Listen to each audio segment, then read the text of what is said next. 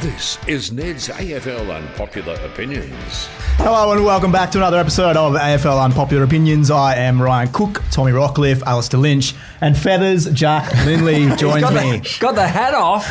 Good on you. Feeling good about yourself? Got the hat off for the first time in a month? Look, I'm instant regret.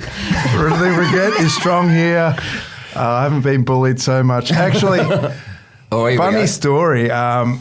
My mum used to be a school counsellor at a school called Emmanuel up on the sunny coast, and she started this thing called Dare to Care. Yes. And she reached out to a bunch of sports clubs, and Lee Matthews got back to her, like, well-known bully himself, but... We'll back away from that one. But, he said, yeah, we'll love to get involved. Which players do you want on? And, you know, Mum's like, oh, this Alistair Lynch is quite a handsome-looking bloke. We'll get him on. So, big Lynchy, you've made... I'll have to dig up the footage, but you're basically... apparently cross-armed, showing off the gun, saying we hate bullies here at the Brisbane Lions and stuff like that. So very... well, it's nice that I did that, but that would have been back... Keep it up with his last game. Yeah.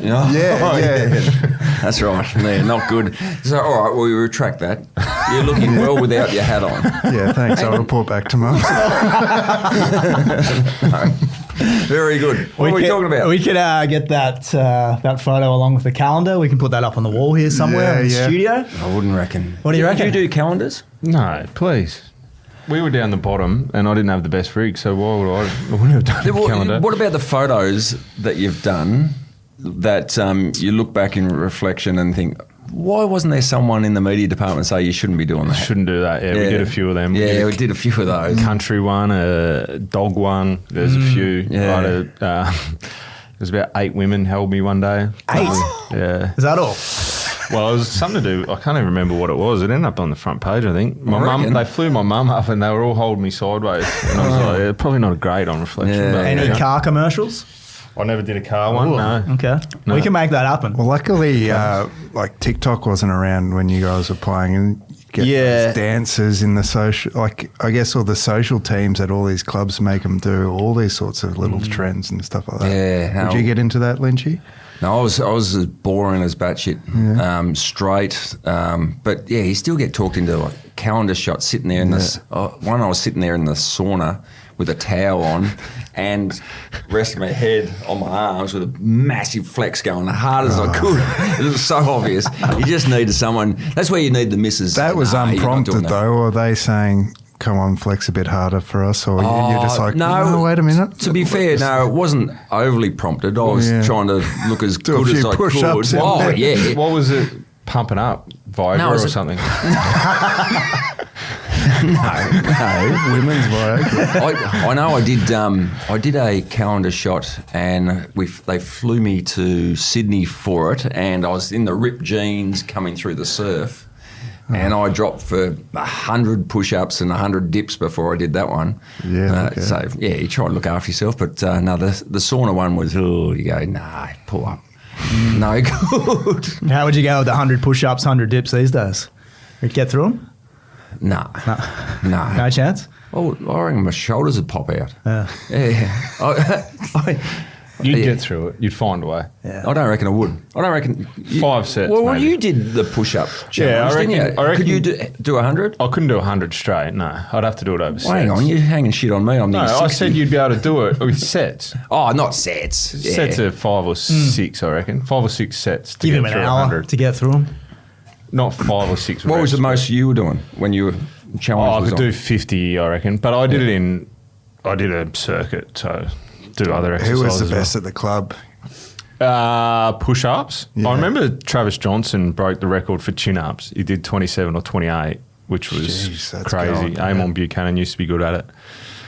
But there used to be a record board at the Lions. It was always good because you always had, like, they stood for years and it was all the old players that you try and chase. Just knock us off. Yeah. Who were the gym junkies? Like, I know Adelaide spend a lot of time in the gym and they're all about their size and power. Did you have guys that were just spent their whole day in the gym?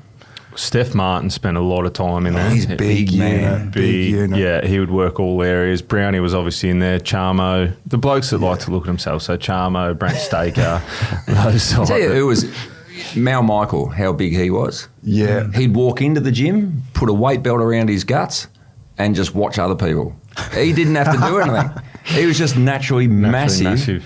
Brownie, so there's techniques for the youngsters out there in the gym. So when going for the bench press record, so what Brownie did is he put 4 or 5 T-shirts on. A bit of extra padding. Yeah, And down to chest, was it? And get it up. But bounced it off the chest. Yeah, So put a spring in it. So he did that.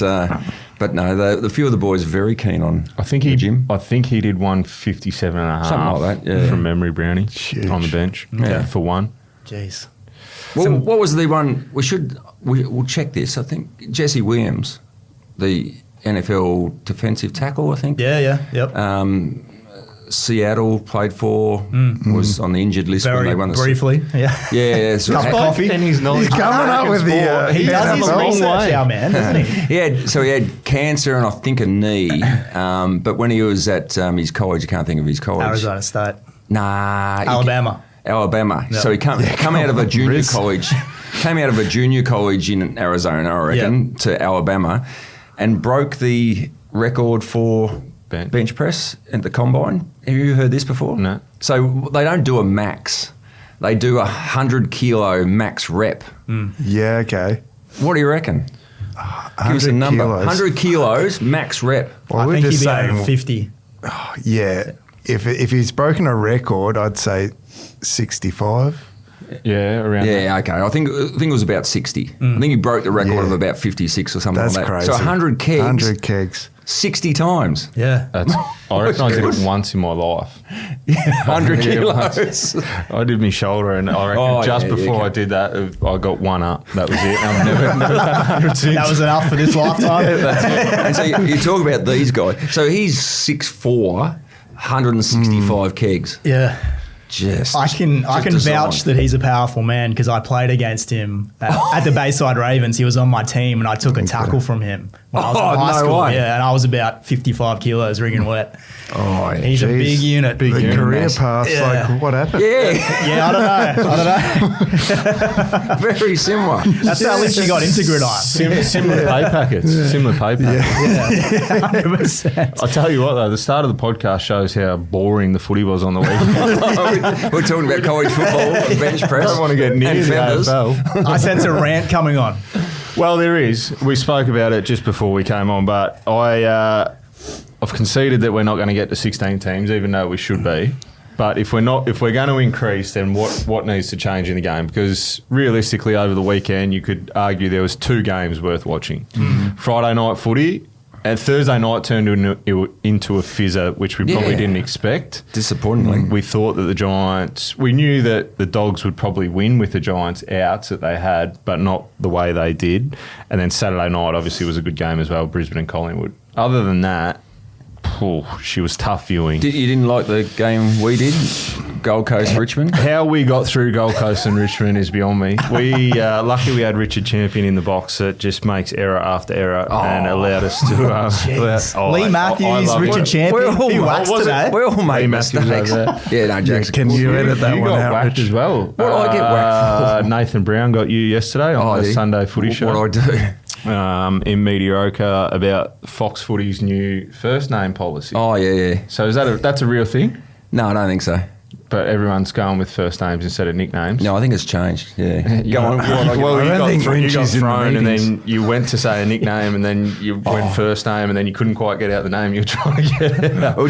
Can you remember which one? Because I reckon there was a couple. Because I called Ben Dixon through to me, and I called him Will. Yeah, that one. Oh, that one. Oh, no. Thanks, No, Will. fair enough, Brownie. You've got to give me a clip. Because I was thinking... I was going to go Dicko and thought, shit, I can't go that. And So that's a real thing.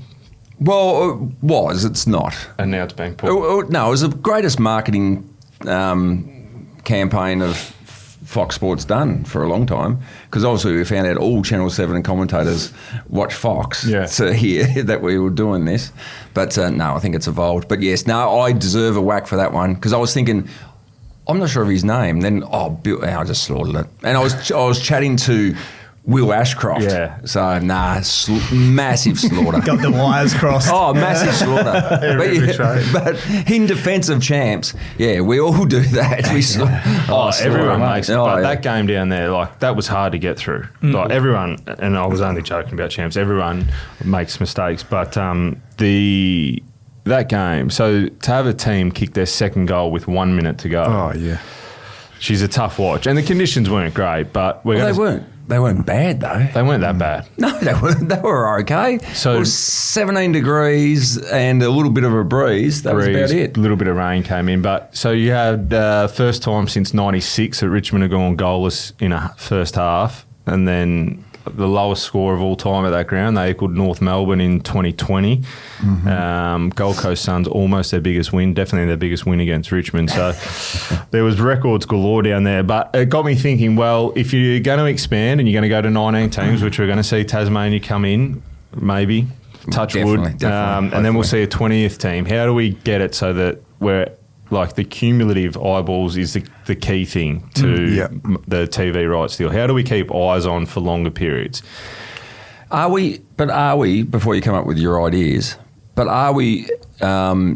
this a one-off? Have we been sport for recent years? Because the recent years, I reckon we've spoke about it on this show about how good the season's been when there's been, right to the last round, there's been 13 or 14 or 12 teams in contention. I would say that we've got a bigger gap, and we have for a number of years, from the bottom teams to the top teams. Do you think that's something we're going to see moving forward? Because like Lynchy, you're saying this is a historically close year with the top 9, and then the top 9 are consistently beating the bottom 9. Yeah. So do you think we're going to see that moving forward? Or I think just a so. one-off? I think with the list that I started to write and what we started to speak about, you're going to see it more if they don't make some changes now. Yeah. So. Yep. Players went about it and they wanted free agency, so we'll touch on free agency, but I think they've got to look at the draft. So the most compromised drafts we've ever seen now, with future tradings, father-sons, academy players, NGAs.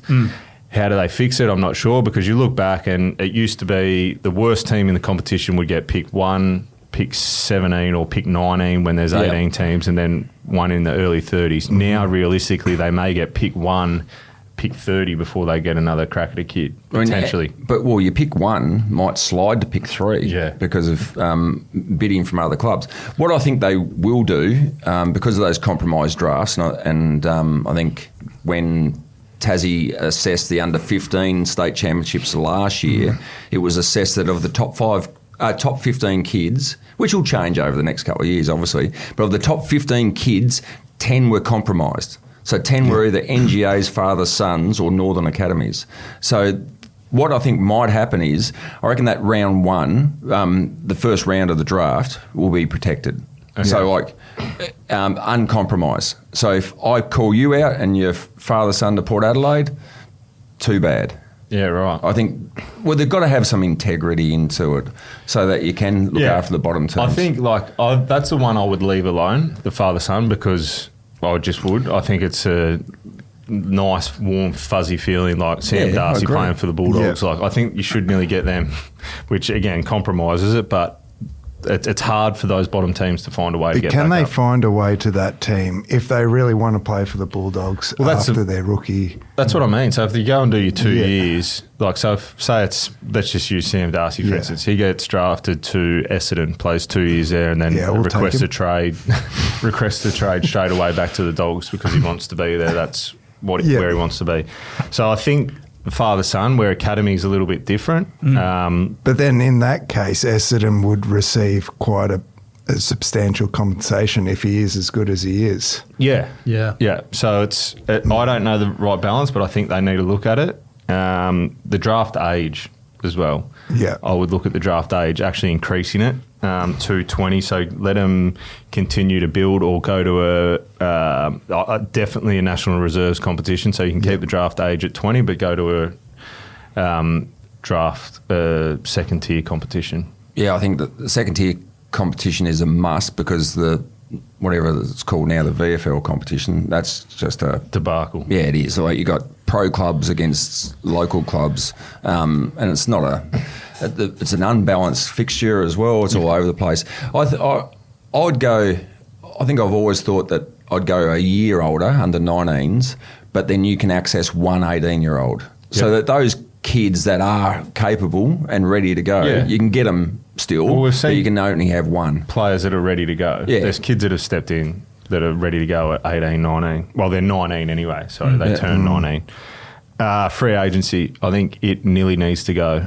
The players were big on it, and I was probably big on it when I was part of the Players Association as well, but it's created an imbalance that we can't keep up with because of Geelong have done it perfectly. Hawthorn did it sensationally as well. They won their 4 flags. They recruited players in, and no one's going from a mid-tier team to a bottom team through the free agency, really. No, and so I think there was a misconception when it came out that was the purpose of the free agency, but as you're saying, it was a Players Association driven thing that if you, because of the draft and the fact that players accept the draft, if you're at a club for 6-8 years, then you can take your pick and go somewhere. Yep. But what's happening is, you do your time at a bottom club. After 8 years, say, well, I want to go get a flag. Tom Lynch hung in there as long as anyone really at the Gold Coast Suns, but he'd done his time, goes to Richmond, picks up a flag. That's exactly Prestia, Stephen May. What the players wanted. Yeah, it's what the players wanted, and I think there's too much in the players' hands. So we've got this imbalance of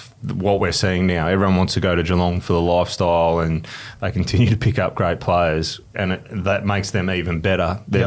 What have they missed finals once in 20 years, I think. Enviable record, isn't it? Yeah, like incredibly well done to them. The players won't let that go, though.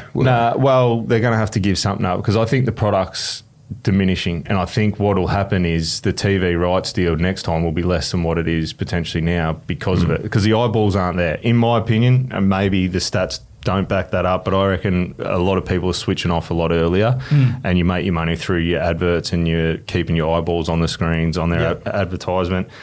Soft cap increase, so get a lot of footy great minds back in. So it's obviously reduced, and you got a lot of smart players, ex-players, even teachers out there that don't get involved because the money's not there for them. So you've got great minds in the media that could potentially be at clubland and coaching and helping kids improve.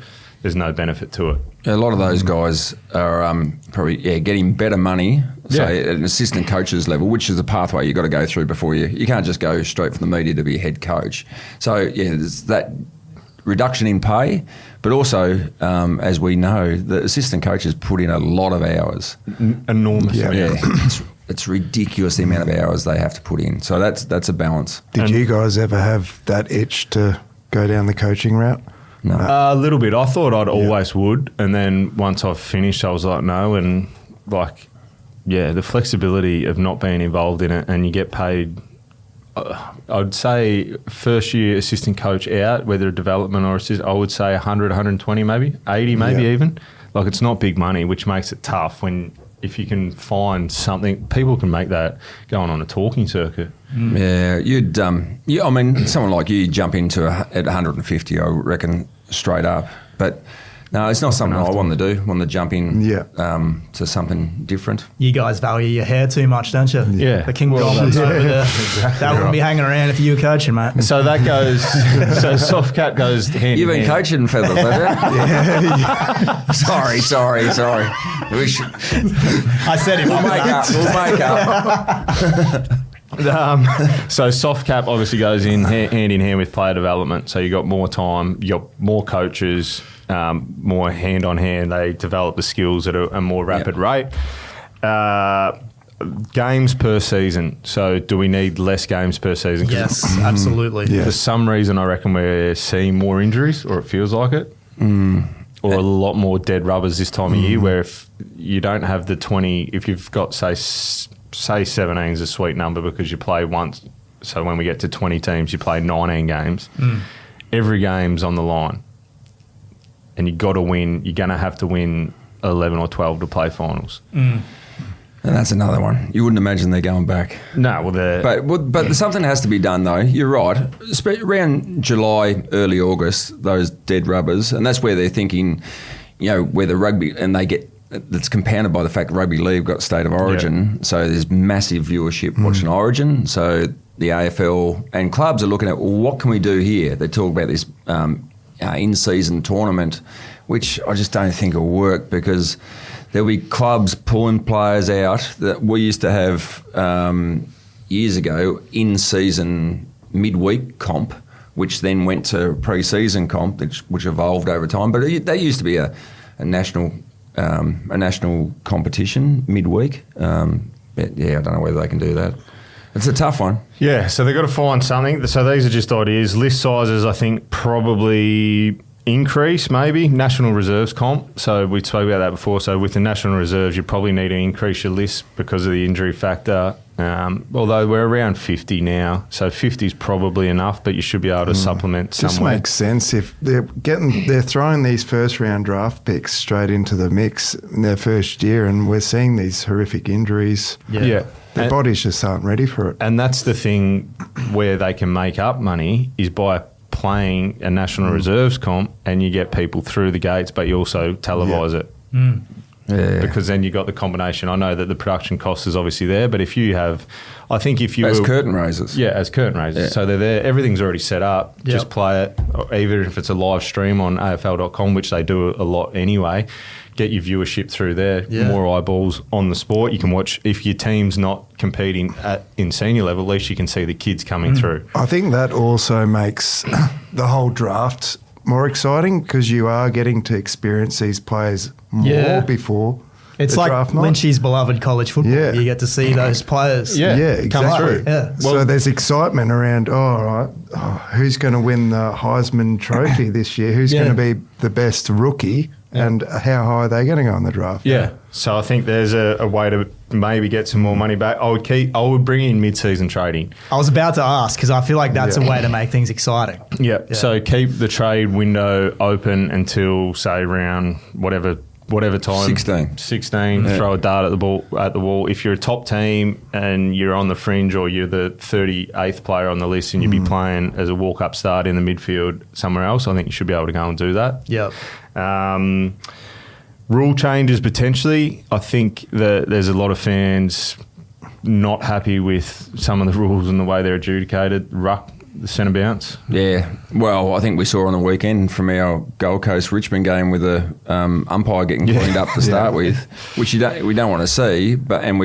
I'm surprised we don't see more of that actually. Yeah. But yeah, I'd get rid of the bounce because, as we've spoken about, it gets a greater pool of talent into the game, so they don't have to worry about bouncing it. I'd have the ruckman back on the line, so from a particular starting point. So once it's thrown up, it is a jump rather than, so much of the ruck work is we come and stand shoulder to shoulder and they throw it up and we just wrestle. Yeah. And so I think change that. So there's a number of things. I'd get rid of the ruck nominate rule. I'd just throw it up. Yeah, throw it up straight away. Make it quicker, get things going. Full-time umpires, which Lynchy talked on. Shorter quarters is potentially one I would look at. Yeah. So you think through COVID, you didn't have the blowouts, but again, smaller sample size, so you'd have to look at it. But you could potentially do 17.5-minute quarters. I think because of society and the way we've gone with social media, our attention span's so bad. Young blokes. Well, we are. We're all on our phones and it's like next video. Yeah. So our attention span's not there. I think with that, sometimes it feels like the first couple of quarters are meaningless. It's a bit like that when you watch the NBA. Yeah. You can stay out of an NBA game until the fourth quarter, and even if a team's up by 30 points, there's still a chance the team that's losing is going to come back. Yeah. Yeah. So I would look at that. I would do max 5-year contracts instead of having 10, 12 years, because then you lock them to protect all elements of it. So protect clubs from themselves. Well, yeah, Clayton Oliver for that's their fault. Yeah, I agree, but I would limit the contract length, because then you can then rejig your list and rejuvenate it a lot quicker. So you're not locked into these long-term deals. Yeah. For Melbourne, for instance, they got Petrarca locked away. They've got Oliver, but they may want to quickly rebuild because Tasmania are coming in and the compromised draft. So I would go to a locked 5 years. And also Jack's idea of 20% outside the cap for the talent that you draft. Yeah. Yep. So there's some ideas. Well, that way, St Kilda could keep Naz on board, offer him that 20% bump. That's outside the salary cap. That's outside. Yeah. Makes sense, doesn't it? Which covers the big counter offer coming from Port or Adelaide. So, no, I like that one. I think that's a good one to help retain and draft talent, but retain that talent. I think it's really important. Anything I didn't cover? I would think, we spoke about, did we speak last week about West Coast Eagles looking for compensation, assistance. Yeah, draft assistance. Yep. And so I would think, if I was the AFL, I'd be going to them saying, well, no, you're the richest club in the comp. No, I've got Tasmania coming on board. Well, to back up his point, they brought in Tim Kelly, who I think they gave up maybe two draft in the first and then one the next year, so 3 first rounders. They brought in Liam Baker with a first rounder, so they've traded out all their first rounders, so you can't have it both ways. Liam Baker's been all right, but maybe just ban teams from trading with Geelong, full stop. That might help. Investigate Geelong more. And maybe Brisbane. Well, Jack Bowes, wasn't it? Well, yeah. The Gold Coast traded Jack Bowes to Geelong and gave him a first-round draft pick. Hang on. What's going on there? But what I'd be saying to the West Coast is, one, if I was a St Kilda supporter, I'd be saying, hang on, you won a flag in 2017. Yeah. Did 1966 ring a bell? So I would think they would deserve some compensation or some assistance.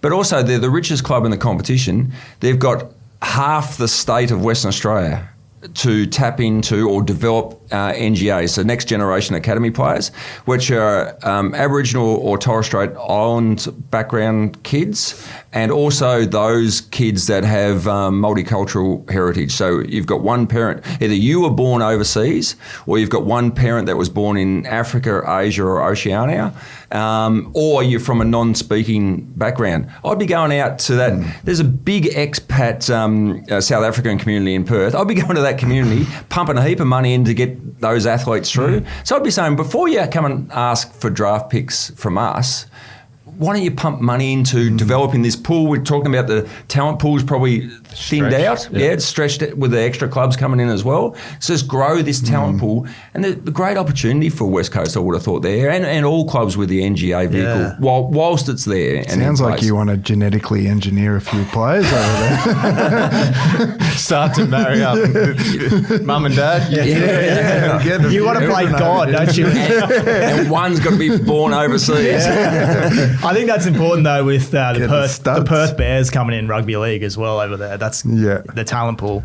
Yeah, those South African guys. Yeah, exactly. They might dig into those. It's stretched. I think you'd have to look at the numbers, because I reckon Queensland and New South Wales have got more players getting recruited and drafted now.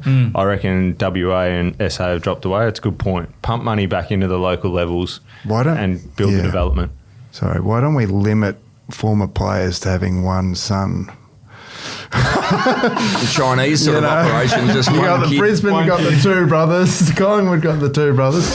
But is it like, are we seeing like a rich vein of father-son picks? Is this an anomaly, so to speak? Well, I think so. There's been so many good ones recently. History would say that though. Like going back previously to that, and you're probably going to forget some, but like Libba, these 4 that you're talking about are potentially going to be 4 or 5, with Darcy. Probably 5 of the best players in the competition, which is unheard of. Well, Junior? 6 as well, though. Fletcher. Yeah, well, Fletcher as well. Yeah. Good one. So Brisbane have been gifted. But you look back, and Junior was clearly the best player in the comp, so father-son. Hawkins was up there. Libba. But they haven't been... Stephen Silvani? Not that he was acquired by father-son. But they're few and far between, I think. Yeah. Like genuine superstars of the comp. Like you'll see father-sons come in and have an impact, but not to the level that we're seeing these 6 that have come in. I think it's just one of those things. And is it one of those things that now it's a free hit, so are clubs putting more time into those father-sons? I know clubs or a number of clubs will start almost engaging those kids, daughters and sons of legends or former players. I think Brisbane's engaged. done that with Hodgie, haven't they? Brisbane and Hawthorn via the academy, Okay. But I suppose it's sort of Hawthorn with the father-son, Brisbane with the academy. But I think like clubs and maybe it hasn't panned out this way for North Melbourne, but North Melbourne and I think the Sydney Swans, from almost birth, you get in cards, you're engaged, so you feel part of it. And I know from a Tassie Devils point of view is you want to grow your supporter base, but also that talent pool, but engage kids of former legends straight away. So get them engaged so that Nick Blakey feels like you'd rather play for the Brisbane Lions or North Melbourne rather than his academy club being the Sydney Swans. So, I mean, engage them is really important. I think it's an anomaly. Yeah, they're so good. Father sons. But there is a few, isn't there? Yeah, and St Kilda will get a run at it. I think they've got 5. Like Rewalt's got 2 or 3. Lenny Hayes, maybe Goddard, Montagna. There's a lot of so they will get a run at it. Goddard, the Dons will take the Goddard one. Thanks. The talk is over the last week or so, the AFL might sack the father-son rule. How filthy would St Kilda be if they got 4 or 5 coming through? It'd be on brand. Well, they are. Can they draft some 12-year-olds? Quickly. Just get them under the roof. Yeah, no, that would be filthy. These kids get to 14, the AFL comes out, we sack father son. I think Ross might have something to say about that if it happens. But so there's a few things that we can look at to change if we're going to increase, to make it more even. What about starting the season a little bit later? Is that another one you'd consider? Well, season. Well, they've gone the other way though, haven't they? They're trying to take on the NRL because the NRL plays 26 and does the Vegas. But back to I would probably reduce the amount of games. Yep. I'd go to, if you go to 20, you've got 19 games. Play each other once. It's the most even fixture you can get instead of compromised fixtures. That's probably one to look at. But also have the National Reserves comp, so you're still getting your footy fix. It's a good list. We'll have to clip that up. I think the commenters will have to have a few things to say about Well, the punters will come for me. They will. They always do. Often reminded that how many concussions did you have? Early CTE. Do you know how many concussions you had? I had a couple, but I don't think I'm too bad. Well, let the commenters. They can go. They know everything. They know the numbers. Let's talk about some more present day issues. The Crows, the enviable team that has built their list quite successfully, looking like a top 4 lock, and their win against the Hawks on Friday night was massive. They do look like a premiership threat, and that forward line is just humming at the moment. And then on the other side of the coin, the Hawks look like they're almost destined to miss out on finals. Will Day done with another foot injury, very disappointing. Are you guys ready to ride off the Hawks? I think, did we both write them off a couple of weeks ago? I think they're a good side, just where they got themselves. It's a massive game. You two wrote off the Hawks and we wrote last off, week. we wrote off the Dogs. No, rightio. Right. So but then the Dogs come out and win by 19 points. I think the Hawks are going to struggle. Will Day's a huge injury issue. I mean, and there was debate, did they bring him back too early? No, he had to give it a go. And if he ticked all the boxes, and the fitness teams and medical staff are very conservative at AFL level. So they would have ticked every box. It's just another freak accident, which is a concern for him moving forward. But, I mean, back to Adelaide, they look good because they haven't got that powerful midfield. Powerful forward line and this underrated defence that's probably been more rated over the last 6 weeks, but they keep doing the job down back. Best defence in the comp, I think. Yeah, their defence was the question mark going into the season. Everyone was like, that's what's going to hold them back. But everyone talks about, they've jumped from 15th to 1st, but 15th, they won 8 games last year, so they weren't a terrible 15th team, and they lost a couple going back by a couple of points. There was a few controversial score reviews. So I think you could always see that they were going to improve, maybe not this rapidly, but they are sort of complete. But I'm not sold on them yet until if they beat Collingwood this week, next week, I think they've got Collingwood. That's a big game. So that's for the minor premiership. Potentially, Brisbane is still a sneaky chance. They're half a game behind. Yeah. But I think if they get that done, then they're hard to stop. Home finals at Adelaide Oval, powerful forwards. One of the probably potentially all-Australian captain in their team. Dawson, absolutely. He's a star. Who's in contention for all-Australian captaincy then? I think Noah Anderson is. I think Jordan Dawson is. I think Dacos. Who? Dacos. Bontempelli. Bailey Smith. Sarong. I think he could be. What, All-Australian captain? Yeah. He's had a great year. Do you have to be a captain of the... No, well, you don't have to be. You can name whoever you want. Didn't Buddy Franklin... Franklin was captain, but I think that's more an accumulative thing that if you're half a dozen All-Australians, then they might elevate you. Okay. Yeah. I don't know what odds you do on this. Well, here you go. You're not allowed to talk about odds. No, but I can talk about this. I'd be very interested in the odds. I'd be long for Bailey Smith to be All-Australian captain. Well, depending on which ruckman you go. Who's your All-Australian ruckman? Grundy's been. Yeah. Well, Grundy, what do you have a record disposal? 39 on the week. Yeah. And he seen him didn't get the live hand about... pass back in the last minute for the 40. Yeah. They did him dirty. He's back to his 2017-18 All-Australian or whenever it was. So, the last 8 games, he's got 65 coaches' votes. And I reckon in the player rankings that we get through Champion Data, I think he's been out of the top 4 once, and he was 6th on that occasion. So, yeah, he's so you right rip up it there. off, Max? Because everyone says that it's Max's to lose, which I don't agree with, because you should be picking the All-Australian on the 24 games that you play. Yeah. I think, well, put it this way. So if you're picking your team off the wall with current form, who do you pick? Now, I would have, in the conversation, I'd have Witts, Grundy. Yeah, Witts. Witts, Grundy and Gawn are probably the ones. And if I'm thinking we're playing this Sherry? weekend... Oh, yeah, but I don't think so. Not for me. So if someone's playing for me this weekend... Yeah. It's hard to go past Gorney. See, I would nearly take Witts. I think I'd go Grundy there in that situation. That's how close it is. So that's where it is, and I think we were chatting about it in the game last week, and then Dimmer come out post-game and said, why does everyone underrate Witts?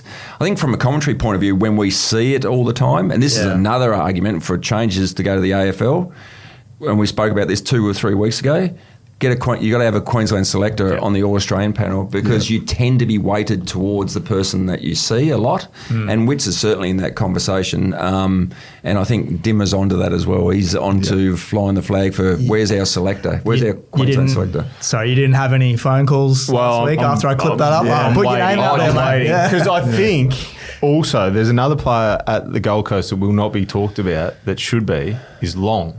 As a potential All-Australian forward pocket. Defensively, he's outstanding. You would not want to get tackled or hit by him. Jeez, a couple of them hit hard, don't they? I reckon very, it's hard. Yeah. But he's kicked 34 goals or 36 goals this year as well. So there was that. The only thing, like his first 10 weeks, he was All-Australian. Yeah. And then maybe he had a 4 or 5 week period in the middle where it just sort of went off the boil a little bit.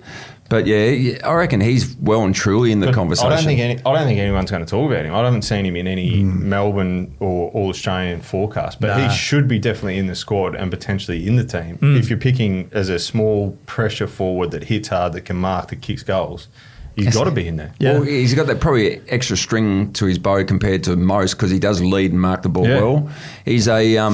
He's a better defensive version, but not as high a marking as Jamie Elliott, probably. Yeah. Elliott sits on top of packs, probably doesn't have the defensive actions as Ben, but it's a good point, definitely. Let's also look at Saturday night, Brisbane and Collingwood. The Lions look every bit as deadly as they did a year ago. Logan Morris doing special things. Henry Smith as well. Henry Smith. Well, we got to talk about Smithy. Give me your thoughts on the Lions, gentlemen.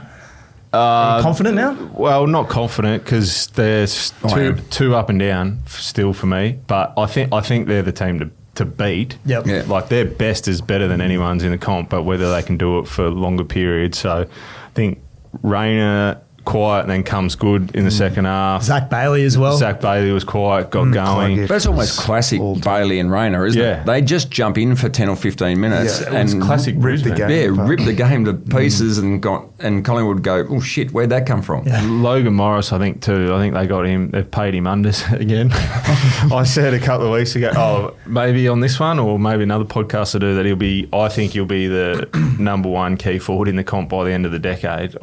He's gonna have a hold on it before, and he's got competition with Darcy and a few others, but he just kicks bags for fun at the moment. He seems so unflustered, and he'll take the mark, have a little giggle, and then slot the Just goes back and so he's kicked bags of 5, 5, 6 in the last sort of 6 weeks. He's been outstanding. So Brisbane are going to be hard to beat. They complement each other really well. Obviously, Oscar McInerney gets rested. What do they do with their ruckman now? Fort's a premiership ruckman. Smith kicks goals and can ruck. So they're really lucky with what the talent they've got, and who's going to stop them? Yeah, so I didn't tip, obviously, Brisbane to beat Collingwood. I thought that's blasphemy. Tipping against your team. Oof. No, what is going on? Well, it was recency bias of their poor game against the Suns. I thought they were horrible there. Yeah. But still, I've got them firmly as the flag favourites. Are we overrating Collingwood, though? Because are they out of form? Yeah. They're out of form. Because they've lost 3 of their last 4, and the Hawks are a sniff this weekend, I reckon. Yeah. Craig McRae gets up and says, that's the worst game we've played since the opening round. But I reckon it's a bit of a flip. I don't think they're going as well potentially as everyone thought they were. But has this got a waft of last year in the Sydney Swans? Maybe. Games ahead 2/3 of the way through the season, but then when that motivation, that edge just drops off a bit. Stumble. Yeah, just sort of. And that's what happens. You play against good sides and you're off a little bit, you're going to get rolled. Yeah, so, they're not playing as well, anywhere near as well. I've heard whispers that they've had a tough training block over the last 2 weeks, and the last few games, they've just been cooked. And that's the other thing. So the Adelaide Crows used to do that back in the late 90s, early 2000s. They would set up their season, be really strong, and then they'd have a massive training block on the focus of finals, form drop away for a month, and then springboard for the right time of year. So potentially Collingwood have done that. They've identified we've got a couple of games up our sleeve. Let's get the training in now so that we can really hone in on what we need to specifically for the last six weeks. But it's so congested at the moment. They could drop out of the 4 and then... Drop out of the 4 and do it the hard way. But as we've seen, though, if you get your last month right, you'll be right. And they're sticking to their plan, like De Goey subbed out. Yeah. So that's a clear indication. They've got a plan, get him out of the game. Jeremy Howe, it's been reinforced over the last couple of weeks how important he is to support Darcy Moore. Not only Logan Morris has kicked 6, but Patrick Voss kicked 6 the week before against Collingwood. So I reckon Jeremy Howe is being just looked after. He's got to come back from injury. Not sure what the injury is, but he'll come back in. So, but I think they're very structured and stuck to the De Goey plan. And Frampton's potentially one. So on Collingwood and their defence, are we comfortable with Craig McRae coming out and saying he went on a first date with Silvani and had a coffee? As an industry, I am. I think it happens. It happens behind closed doors all the time. I appreciate the honesty because, like you said, that used to be like a no. You don't talk about that stuff. No, I'm a bit more in Vossi's camp, where let's say, we do it and we're meeting with players on a regular basis, but it does put a little bit of pressure on Oscar Allen and Jack Silvani to go back into the club when another coach has actually openly talked about, I met with him. Mm-hmm. I think that puts pressure on him. But it happens all the time. It's been happening for. Well, you were a player manager. How often did it? Well, how often did it happen? It happened all the time. Well, it happens all the time. Yeah. I remember. Well, when I was at Fitzroy, now I ended up leaving, but I met with the Bulldogs. I met with Ken Sheldon at St Kilda and Peter Hudson down there. We met when Peter Hudson was CEO of Hawthorn. I met with him. Met Ron Barassi with the Sydney Swans. That's a lot of coffees you They were light beers back in those days. There was no such thing as a light beer back in those days. So I met with Ron Barassi. It happens. And before you make a move, you've got to actually go and speak to the coach. And it's going to happen that it's in season. I wouldn't have listed his name or clarified. Publicly done it? Yeah, it wouldn't publicly have said, yes, I met with him. I would have probably just said, yes, we meet with players all the time. I'm not going to go into individual details, but rest assured that everyone does it, but I'm not going to speak about any one player. When you went and met those guys back in your day, were you informing your club? That, no. No, not at all. And I met the recruiting manager for the Brisbane Bears, Scott Clayton. That was during the season. And And it probably helped me because I got reported for headbutting Scott McIver of the Brisbane Bears because I was speaking to the Bears. They got me off. That was handy. We were trying to hug. That's right. I was trying to celebrate with you. Yeah, Your teammate accidentally headbutted him. Anger issues. But yeah, I think white line fever. Yeah, I don't know. It must have been post-season when I met with Robert Walls, though, I would have thought. Yeah, I wouldn't have come up to the club. So to go back, I think it was last week when we were speaking about Lynchy, Sledge and Foggs. Foggs was probably right because he plays with white line fever on the cricket field. That's how you got that finger injury. Is he's just come down on your hard on the bench here. He gets wound Don't up. bring Big that Lynchy. last game up. Don't say interstate clubs. That's right. Cricket, you don't get too fired up at cricket. Occasionally. Foggs is a delicate customer. We'll put that on record. I did give some. We'll point out at this is like C grade sub district cricket. Well, that's a few levels above Fogs. So this is like 9th grade, and this guy in his mid-20s, he hooked me and put me into the creek in the neighbouring suburb, and I gave him half a cook. And he was shattered. He said, you were my favourite player. And I go, oh, Jesus. Disappointing. So I had to pull my head in after that. But signed a few autographs to make it up to him. Yeah. Got the book out of the boot. Yeah. Here's the calendar. Yeah. You can't give that away. It's really important. I love the book. The book chat's great. Oh, no good, the book. That's embarrassing. If it wasn't for my daughter in tears, I wouldn't have brought the book out. The dog was gone. Yeah, we need to get you to retell that story for Jack. He wasn't here for that one. It's a great one. No good. Boys, we're almost out of here. Before we leave, though, who's been the most disappointing team, do you think, this year out of the ones that had expectations? So put aside Richmond and West Coast, the Melbournes, the Carltons, the Sydneys. We've got 4 weeks to go. Who's let you down the most? Can I, of the teams in the bottom 9, the team I enjoyed the most, even though they were boring, but they're underdone on the weekend, Richmond. Yeah, okay. They've been encouraging. They've won more games than a lot of people thought. Yeah. And they've got... So the last 2 weeks, they've had 3 listed players playing in their 2s. That's how decimated their club is. So that's the positive. You've got to go Port Adelaide, don't you? Yeah, it's a good one. Port Adelaide finished... At the end of the home and away season last year, they finished 2nd. So, yeah, I think they've just had a mare when this handover process... To that point as well, I think there was a stat yesterday that in Ken's tenure, his 4 biggest losses have come this year. So they've had 90, I think 3 in the 90s and 1 high 80s. So his 4 biggest losses have been this year. And he just doesn't seem to care that much either.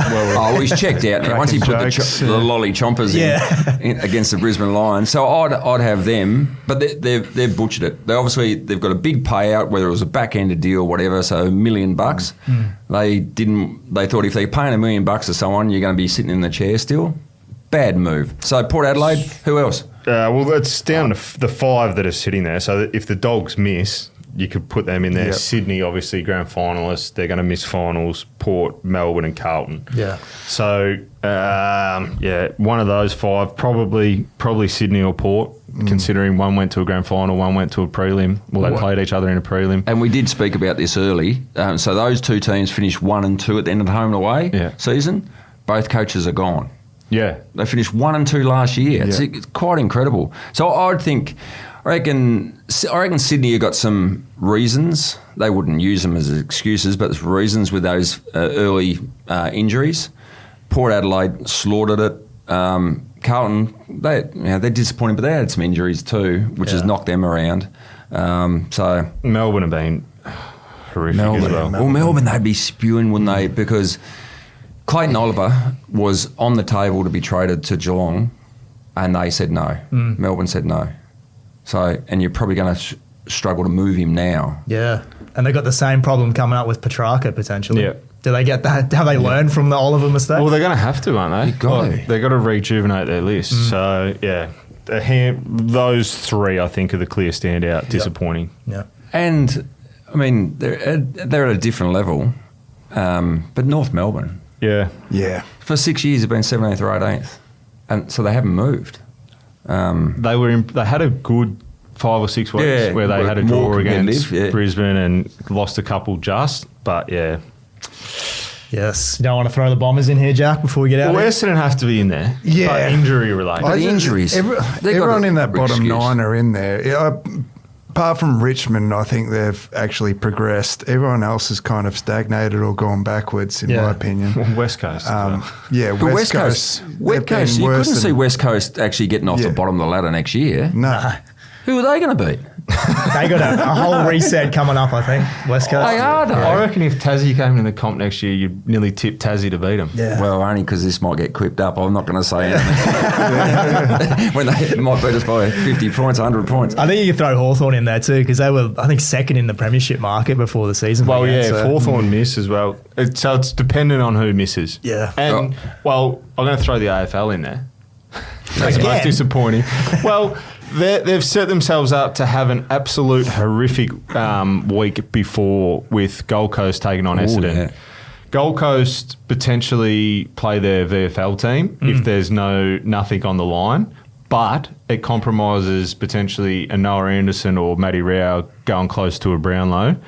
If they have to win and jump into the top 4, say, or jump into the top 6 so they get a home final, they play their best team. What happens if Jared Witts gets knocked out, Collins gets knocked out, or Real or Anderson? They missed the first final because of the scheduling. So I think the AFL's had an absolute hour. And what team are Essendon going to send up? They're going to send everyone for surgery. Jack's getting the call up for that one.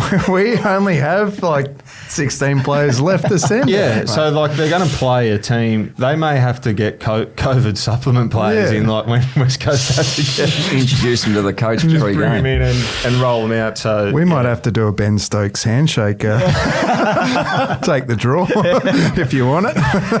Oh, geez. So if you were going to coach, so the offer came straight head coach Right. for the bottom 9 teams. No, I'll take Sydney Swans out because they're better on that. So you got Port, Melbourne, Carlton, St Kilda, Essendon, Richmond, North Melbourne, West Coast. You got 1 year to coach. 1 year. You're only coaching 1 year. He's not getting paid enough to do it, mate. One year. All right, no, that's wrong. No, 1 year. I would take Melbourne. Because I think they're ready-made. I think they've still got potentially an All-Australian ruckman. You've still got Petrarca. You've still got Oliver. You've still got Stephen May. You've still got enough cogs there. You've got Lever. You just have to bring in a really strong key forward. Yep. I think there's enough there for Melbourne to jump. All right, so what if you were getting a 6-year head coach offer? One of those clubs, who'd you pick then? Well, with the compromised drafts and what Port Adelaide's got coming, if you haven't seen, they've got a few father-sons coming. And Salopek's in there. Salopek, Roden, Cochrane is part of the NGA, who they reckon is a pick 1 of next year's draft.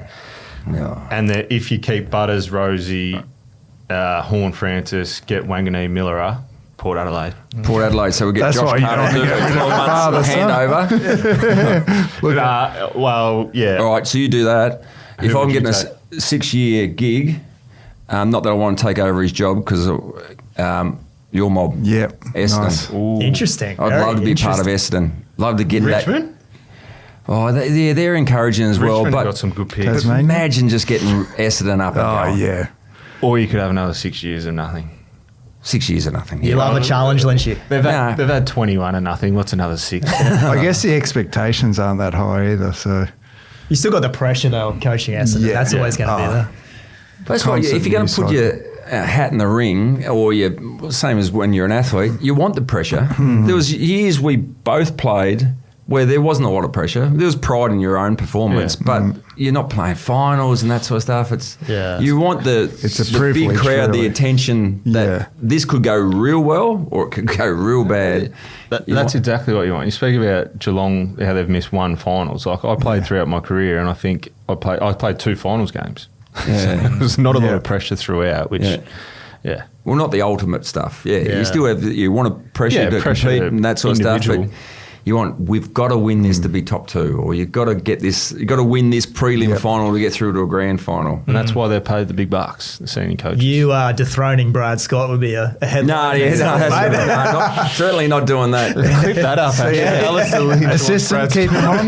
Well, I actually, when we were having a couple of beers just before he took the job, I was encouraging him. I said, how good would this be? You should do it. You should do it. Your fault. And then give me the next 6 years, and I'll take that. Good. I reckon it's a good place to be around. I reckon moving forward. You can't have these injuries again. Yeah, you just build a list, Scotty, and I'll come in and steal all the glory. No, don't want that. Most certainly. Maybe I'll go as his assistant coach. No. Do that. Yeah. Nice. No, I'm going to Tassie. What am I talking about? You focus on the stadium. Right, yeah, we've got to get that done. Boys, that's all we've got time for today. Thank you, Rocky. Good on you, gents. Thank you, Lynchy. Beautiful. Thank you, Jack. Thank you, Ryan. And say the line. No. Cheers, Rich. Great job. What's gambling really costing you? For free and confidential support, visit gamblinghelponline.org.au.